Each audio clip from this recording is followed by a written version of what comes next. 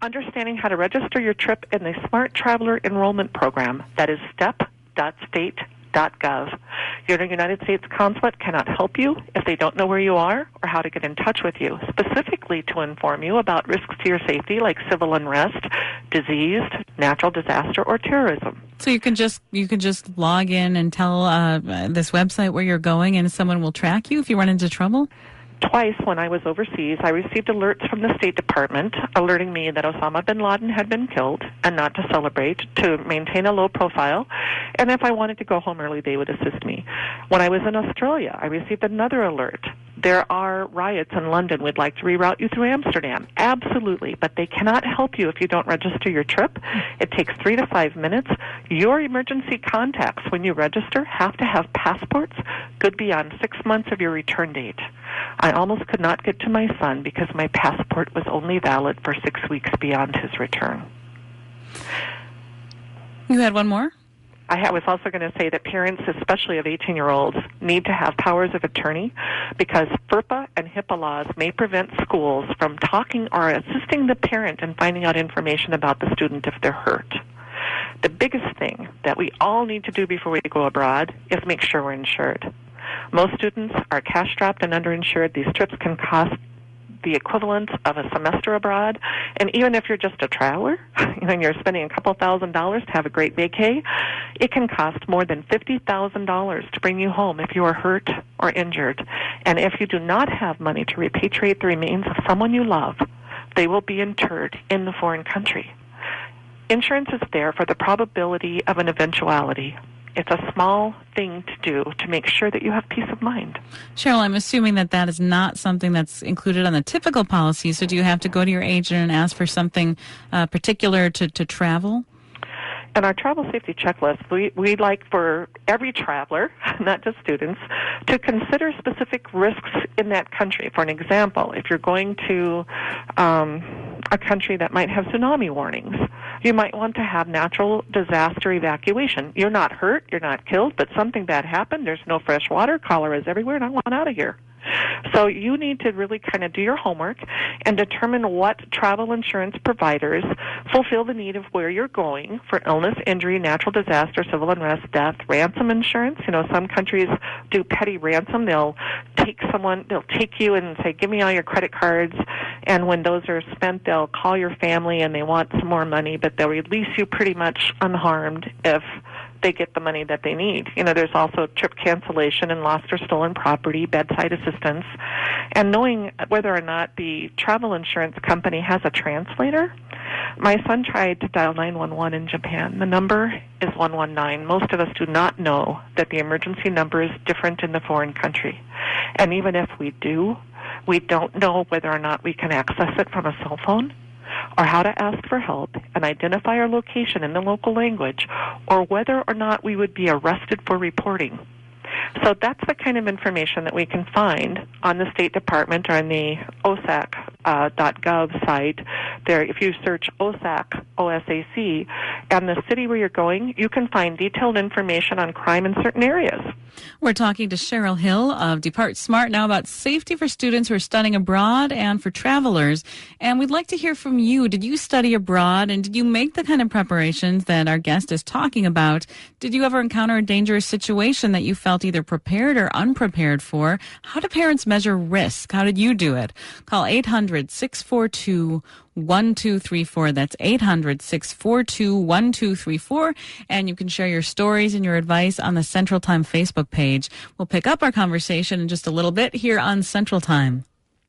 This is Central Time. I'm Veronica Rickard, and we're continuing our conversation with Sheryl Hill of DepartSmart. And we want to hear from you about your experience studying abroad. Did you feel safe? Did you feel like your children who maybe went abroad to study, your kids, were prepared for any situations they might encounter, dangerous situations? Or do you think it is generally pretty safe and maybe we worry too much about this? Call us at 800-642-1234. You can also post on the Central Time Facebook page. And Sheryl, looking at the decision-making process, someone's got a college student who wants to study abroad, and you're the parent. What sorts of conversations should you have with them before they go over? Well, I would hope that that parent would first go to DepartSmart.org and pre-register for the action plan so that they and their child will be ready to identify and mitigate risks and advocate for themselves. No one else offers a standardized training program to help you really depart smart. And I think that I gave you the travel safety checklist, which are things to consider, but also the reputation of the program. Because there are not any qualifications and anyone can open up a business to take any student anywhere in the world, and there isn't like rape crisis certification or first responder training required or any prior incident report or background checks mandated for students going with anyone into a foreign country. There are those mandates for students coming here. And you could go to DepartSmart.org and press the advocate button and ask for our policymakers to protect American students going abroad equally as much as foreign students coming here.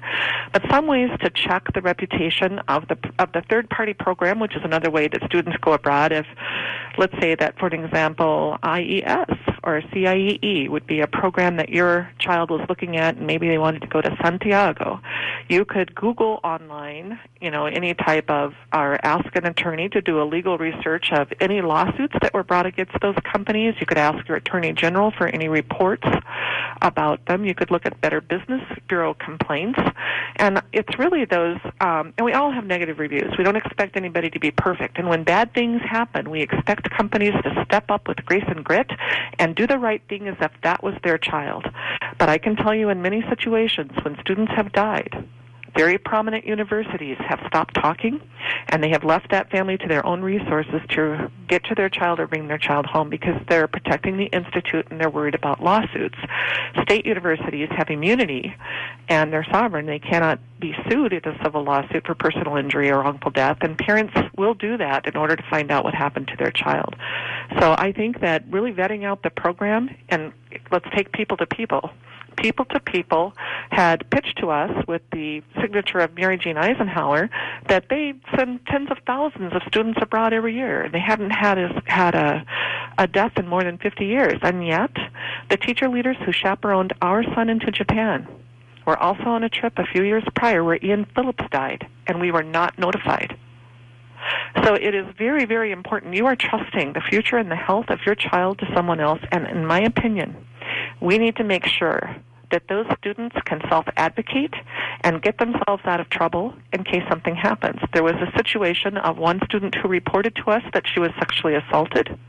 She reported it to her school, to her university. The university brought her home, put her on academic probation, put her in anger management, kept her tuition of $18,000, and told her to work through it if she wanted to get her degree.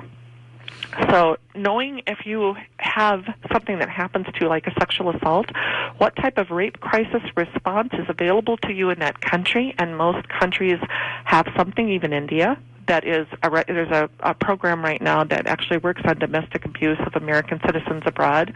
It's important to know what your resources are so that you can get to them, be safe, and return. Sheryl, thank you so much for joining us today. It's my pleasure. It's a passion. I'm obviously passionate about it. I'm looking forward to creating some standards to make sure we all have safe journeys. That was Sheryl Hill, Executive Director and founder of DepartSmart, and she joined us to talk about safety for students or travelers abroad. And if you'd like to share your story, whether you felt well prepared, whether your student did going abroad, what did you do and how did you make it happen? Well, you can let us know over on the Central Time Facebook page. You're listening to Central Time.